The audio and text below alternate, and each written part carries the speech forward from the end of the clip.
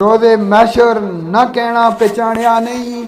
सुनो गौर दे नाल ऐलान मेरा, मैं आ कौन ते किथे दा रहन वाला। खुतबा सुन लो खातर पहचान मेरा। आले नबी नवासा रसूल दा मैं, बाप अली है शेरे यजदान मेरा। लखते जिगर में जन्नत खातून दा आल नबी मुकद्दस खानदान मेरा। जिसदा कलमा जबान थी तुसा पढ़दे, ओही है ओही नाना है आखिर जमान मेरा। फतेह हैबर उस अली दा लाला मैं आ हैदरी है तेग निशान मेरा। मैं हुसैन विचों ते हुसैन मेरा रिश्ता, दस दिता ए नाना जान मेरा।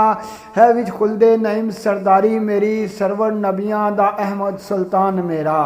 वरसा जन्नत ते कोसर दा जाम अज भी, मैं आकारी ते रब दा कुरान मेरा। शाह सवार मैं दोशे रसूल दा हाँ, मैं हुसैन ते जबरील दरबान मेरा।